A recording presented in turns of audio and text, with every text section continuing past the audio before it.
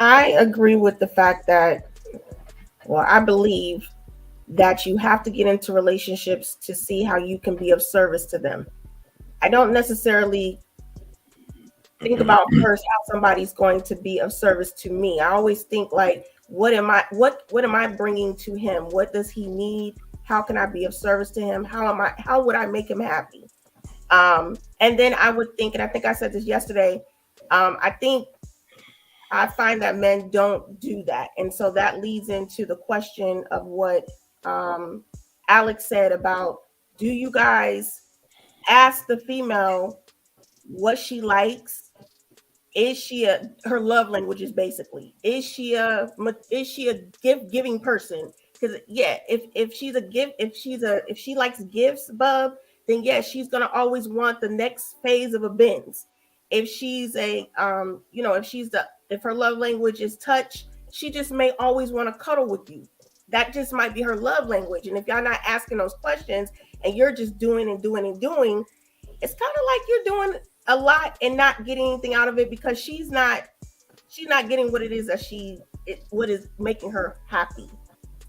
Well, I threw all that out there, based off of, when you got, homeboys or family members that's going through certain shit, they confide in you, they tell you what's going on in their situations and shit like that. Damn, that term is fire. And shit like that. You know what I'm saying? Shit like that, shit like that, shit like that, shit like that. You just say to yourself, like, damn, you really did all that and she's still not happy? It's like, damn, like you feel like, we could never win.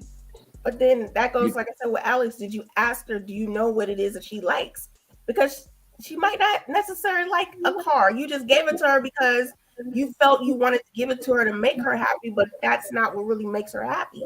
She might be okay with riding the bus every day, but her love language is touch. She wants to cuddle with you or touch you. Or I hear you, Ro, but we are trained to, aren't we trained to, protect and provide though?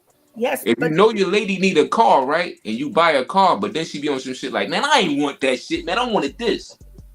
Damn, she just fucked your whole ego up. That's true. Right? That's true. Yeah, we got to also remember, a lot of these ladies are selfish. I mean, like my man's story. Some of you have no idea how your man really feels, because he don't feel like he's in a safe enough space to be vulnerable with you. He won't tell you a goddamn thing and just hold that shit to the grave because he don't feel like he can be vulnerable with you ladies sometimes. I'm not saying young lady on the panel. I'm not saying young lady on the panel. I never know nobody on the panel. But some women in general, because they want so much. But why be with a woman like that? That does not make any sense. That's why I said get out, bro. Whatever the circumstances are, get the fuck out. Early. Don't wait. I think we're having two different conversations, guys. He will stay to the end. There is no more. That's what a man will do, because he's looking at it as a challenge. I'm not going to take this L. Nobody wants to take a divorce, right? A divorce is like an L. Nobody likes to lose. But men will stay in there till they can't stay in there no more. But a lot of the ladies who sit there say, I don't feel like doing this no more. A lot of it is we're having two different conversations. A lot of that is timing too, because like Bub said, oh, I done bought her a car and she not happy with it. But did you fuck up prior to that? A lot of men have tendencies to try to pay you off with what they do for you based off of shit they fucked up. You get what I'm saying? So it's like y'all gotta take that in consideration too. Now, if you're dating somebody and you already see that they're selfish and all that shit, that's your fault. Again, that goes back to men choosing better. That's your fault.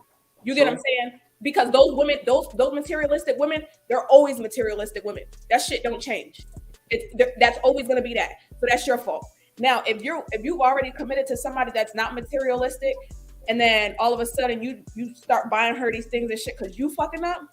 Now you bought her a brand new car because either one, she's been struggling and she been telling you she need a car, and you done bought yourself 100 fucking things in a brand new car before you bought hers, and she's telling you get that shit out my face.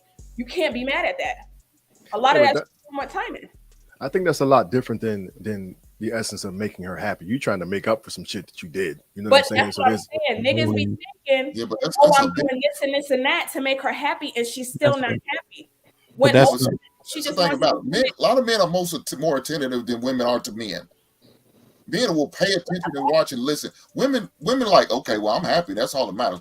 They don't really see and watch and what the man really needs, because they don't. Again, you have these guys right now talking about this stuff. That, like my man said, Bub said, they'll come to him, talk to him, because they feel like it's a safe place to talk to him. He don't have to worry about looked at funny, being judged, or being shamed, or talked down upon, or look at less of a man because he's being involved with another man. So but I can't be that with my lady, with my wife. That's a problem, ladies. But guess what? Guess what y'all can do?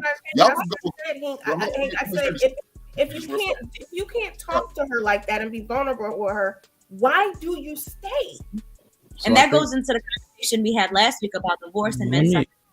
And I said let me get Gunny in real quick, because everybody had a chance. Yeah, I think that we're having two different conversations. I think that Alex makes a great point. Hank is making a great point too, but I think Alex is coming from the perspective of a traditional relationship in regards to when the original statement was drafted.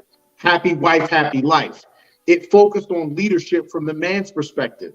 So from the man's perspective, if he's coming into the relationship and a leadership, as a leader, then he's going to expect his wife to reciprocate certain things to him in the relationship. That's where the statement originated from. But Hank is more, and Bubba more along the lines of what we're dealing with now in 2023 from a singles perspective. I think we're just having two different conversations. So if you're along the lines of Alex, you're a traditional feminine woman, you have a relationship, you have a husband, and your husband is going to pour into you and give you exactly what you need, then of course that's going to be reciprocated. But dealing with women now, it's foolish to be happy wife, happy life. So I just think that we're just having two different conversations based on who we are. It's still a toxic term, though, even if your relationship is traditional. It's fucking toxic because it's one-sided, just like me and Hank said. It's one-sided, if you really think about it. Even if you are traditional as hell, it's fucked up. Just you know what I'm saying? No, I agree with that. Like, what about me? Like, damn. No, I agree with that, but that's life in general. That's life in general. Life is one-sided depending on what we're talking about. And how so this is one of those. This is one of those situations where it's lopsided. Because we're one. So it should never be like just her. As long as the wife happy, okay, I'll sit back and just endure whatever. As long as she happy. Okay, so Hank, let me ask you this. And Bub, I want to pose this question to you too. Should you be the one to go out and take care of the bills, or should it be 50-50? I'm all. Yo, don't even ask me that, because I didn't already spoke on that. One at a time, y'all. Come on. No, go ahead. Go ahead. Yo, I pay 100% of all the bills, and I'm fine with that. And that's unfair, though, right? Yeah, so we could move on from me in that lane, because I don't have a problem paying the bills. And I agree with that too, but that's unfair. Based on your point, is it right or is it wrong for you to pay 100% of the bills? You know why it's right for me? Because I came into this situation to provide, and I know how much I make, and I know what my wife brings to the table as far as the household and taking care of these kids. So yeah, let me go ahead and knock these motherfucking bills out, because based on what you said, that's wrong.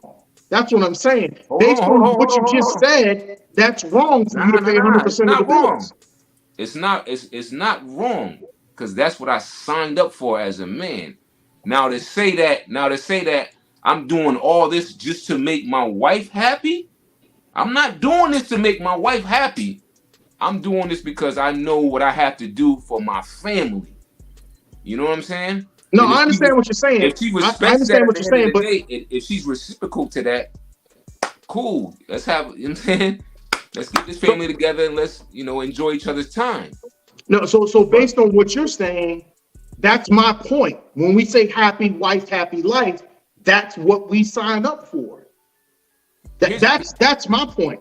So we can say that certain things are unfair or fair, but that as men, that's what we sign up for. And when we sign up for a life where we're going to pay 100% of the bills, or we're going to do happy wife, happy life, we expect certain things back. If I'm going to pay 100% of the bills, I expect you to cook. I expect you to clean. I expect you to give me sex whenever I need it. I expect these things. That's where the original statement comes from. That's my point.